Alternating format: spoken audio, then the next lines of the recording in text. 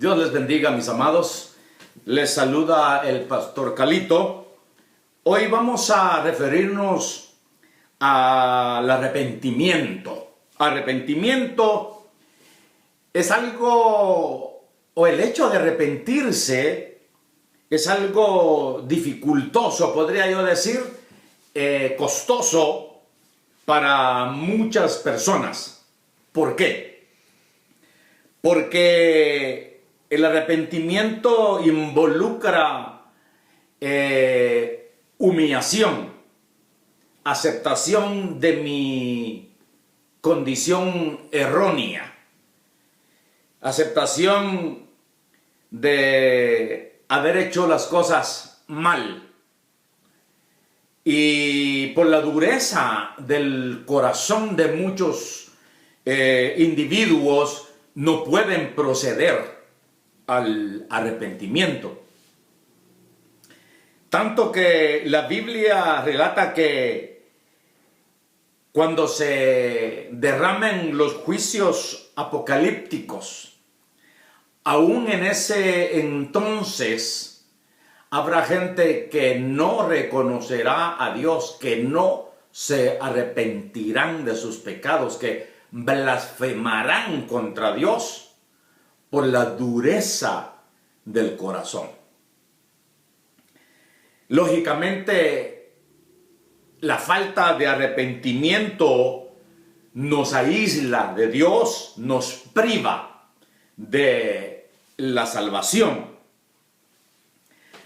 Recordando la historia de Jonás, el profeta Jonás. Jonás fue reenviado a Nínive con el mensaje de Dios. Este mensaje llevaba en sí una condición. ¿Cuál condición? Al menos que se arrepientan. ¿Cuál era el mensaje de Jonás? Dentro de 40 días, Nínive será destruida. Ese era el mensaje. Lo que implicaba, como dijimos ya, lo que se sobreentiende es que al menos que se arrepientan.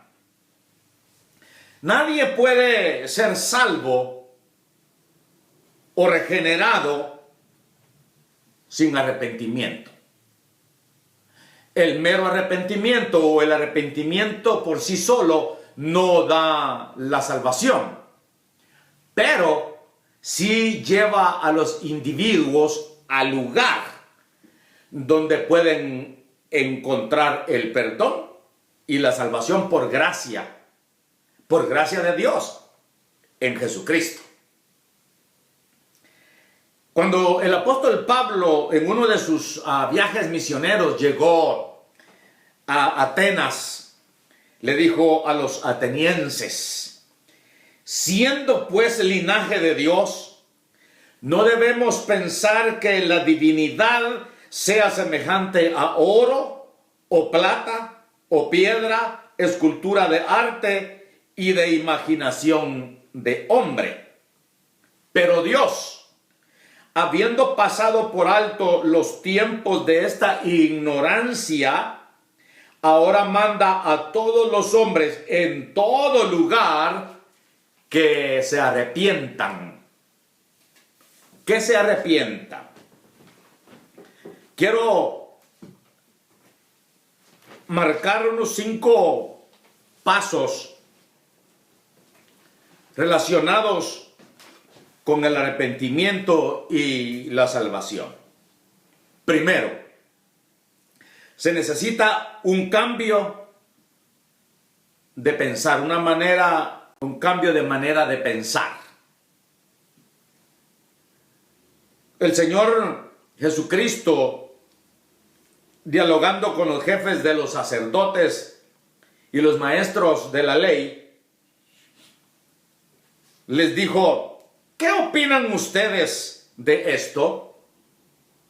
Un hombre tenía 2 hijos y le dijo a uno de ellos: hijo, ve hoy a trabajar a mi viñedo, ve a trabajar a mi viña. El hijo le contestó, no quiero ir.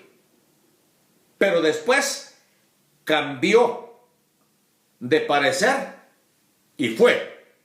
Luego el padre se dirigió al otro y le dijo lo mismo.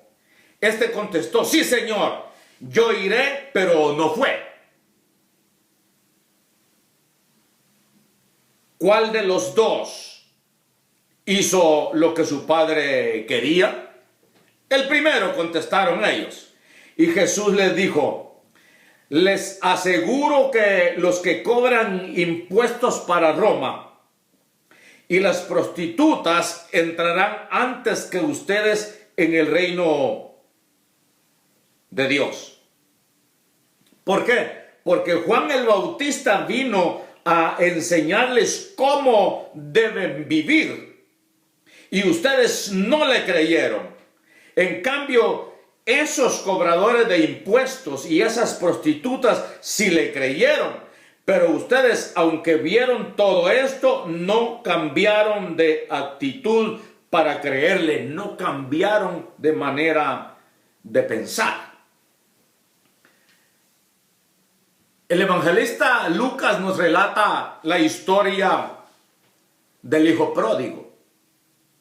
El hijo pródigo tomó lo que le pertenecía, lo pidió, lo exigió, se fue, sabemos la historia, vivió perdidamente, tuvo necesidad y en un momento dado, el hijo pródigo, meditando, pensando,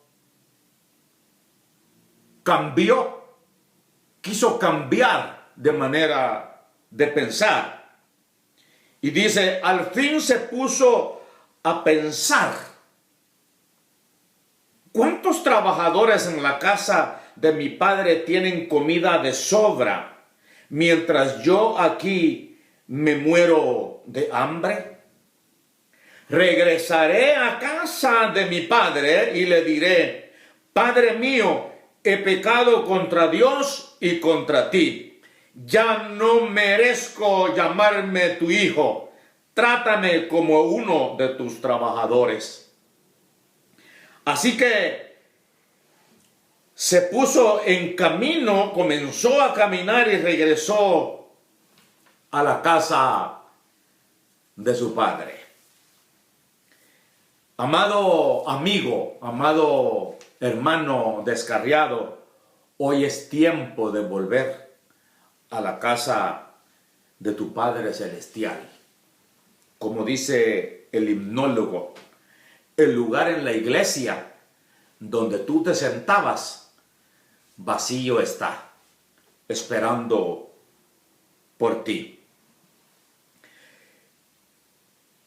En su primer mensaje, el apóstol Pedro, en el libro de los Hechos, dijo a los recipientes, a los oyentes, al pueblo que lo escuchaba, arrepentíos y bautícese cada uno de vosotros en el nombre de Jesucristo para el perdón de pecados. Arrepentíos. Significa cambiar de parecer, cambiar de manera de pensar o de actitud. Esto nos lleva al lugar indicado para recibir el perdón y por ende la salvación y alejarnos de la destrucción. Número 2. Sentir un profundo pesar por el pecado cometido. Despreciar el hecho de haber cometido un pecado. Deplorar mi pecado. Como dice el salmista, voy a confesar mis pecados, pues me llenan de inquietud. Bien dice el profeta, no hay paz para el impío, dijo Jehová, porque el pecado atormenta. El salmista dice, me llena de inquietud. Por tanto, continúa diciendo, confesaré mi maldad y me contristaré, sentiré tristeza por mi pecado. Ten piedad de mí, oh Dios, conforme a tu misericordia. Conforme a la multitud de tus piedades, borra mis rebeliones. Lávame más y más de mi maldad y límpiame de mi pecado, porque yo reconozco mi rebelión y mi pecado está siempre delante de mí. Contra ti solo he pecado y he hecho lo malo delante de tus ojos. Purifícame con hisopo y seré limpio. Lávame y seré más blanco que la nieve. Los sacrificios de Dios son el espíritu quebrantado. Al corazón contrito y humillado no despreciarás tú, oh Dios. El corazón que entiende, que acepta, que falló. Ese corazón arrepentido, contrito delante de su presencia, Dios no lo desprecia jamás. Número 3. Confesar los pecados. ¿Por qué? El proverbista dice, el que encubre su pecado no prosperará, mas el que lo confiesa y se aparta alcanzará la misericordia de Dios.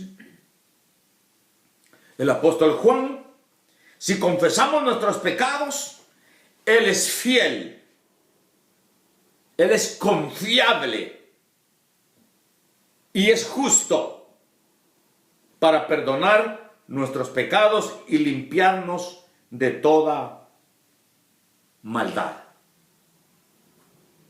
Si confesamos nuestros pecados. El único pecado que Dios no perdona ni en este siglo ni en el venidero es la blasfemia contra el Espíritu Santo. Y el otro que no perdona es el que no se confiesa. Por eso muchos no han prosperado, porque quieren tratar de tapar su pecado de muchas maneras. Pero el pecado hay que confesarlo delante de Dios, porque Él puede perdonarnos y limpiarnos. Número 4. Se debe abandonar el pecado. Como en el caso de la mujer sorprendida en adulterio. Conocemos la historia. El Señor, cuando le fue llevada a esa mujer, la gente llevaba piedras para matarla, porque eso decía la ley. Él escribía con el dedo en tierra. Enderezándose Jesús y no viendo a nadie sino a la mujer, le dijo: mujer, ¿dónde están los que te acusaban? Ninguno te condenó. Ella dijo: ninguno, Señor. Entonces Jesús le dijo: ni yo te condeno, vete y no peques más. Abandona el pecado, cambia de manera de vivir, cambia de manera de pensar. El profeta Isaías escribió y dice: deje el impío su camino y el hombre inicuo sus pensamientos, y vuélvase a Jehová, el cual tendrá de él misericordia, al Dios nuestro, el cual será amplio en perdonar.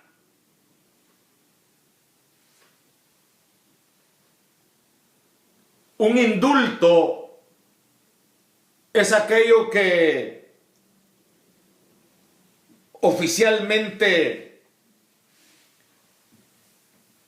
remueve la condena de un reo. es una orden oficial con relación al pecado. El único que puede darnos el indulto, remover nuestra condenación, se llama Jesucristo, el Hijo del Dios viviente. Confesemos nuestro pecado delante del Señor y Él nos limpia y nos perdona. Número 5. Los individuos deben convertirse a Dios para llegar, al lugar donde se puede recibir la salvación y por ende no ser destruidos. Dice el apóstol Pablo a los tesalonicenses, porque ellos mismos cuentan de nosotros la manera en que nos recibisteis y cómo os convertisteis de los ídolos a Dios para servir al Dios vivo y verdadero y esperar de los cielos a su Hijo, al cual resucitó de los muertos, a Jesús, quien nos libra de la ira venidera. Cuando el apóstol Pablo testificó ante Agripa, dijo exactamente lo que Cristo le dijo cuando Cristo le apareció al apóstol Pablo camino a Damasco, para que abra sus ojos, para que se conviertan de las tinieblas a la luz y de la potestad de Satanás a Dios, para que reciban por la fe que es en mí perdón de pecados y herencia entre los santificados. Sin salir debajo de la autoridad de las tinieblas y entrar debajo de la autoridad de la luz, no tenemos participación, no tenemos herencia entre el pueblo santo de Dios. Entonces, un cambio de manera de pensar, sentir dolor por haber pecado, confesar nuestro pecado, el abandono del mismo y convertirnos a Dios nos libra de la condenación. De los ninivitas se escribió lo siguiente: y los hombres de Nínive creyeron a Dios y proclamaron ayuno y se vistieron de cilicio desde el mayor hasta el menor. Y llegó la noticia hasta el rey de Nínive y se levantó de su silla y se despojó de su vestido y se cubrió de cilicio y se sentó sobre ceniza. E hizo proclamar y anunciar en Nínive por mandato del rey y de sus grandes, diciendo: hombres y animales, bueyes y ovejas, no gusten cosa alguna, no se les dé alimento ni beban agua, sino cúbranse de cilicio hombres y animales y clamen a Dios fuertemente y conviértanse cada uno de su mal camino, de la rapiña que hay en sus manos. ¿Quién sabe si se volverá y se arrepentirá Dios y se aparte del ardor de su ira y no perezcamos? Dios es grande en misericordia y lento para la ira. Bajo ningún punto de vista, la Escritura, la Biblia enseña que Él nunca se aira. Él se aira y toma venganza de sus adversarios. Cuando nosotros desobedecemos a Dios para seguir nuestro camino, nuestras ideas y pensamientos, y por ende vivir mal, nos convertimos en adversarios de Dios.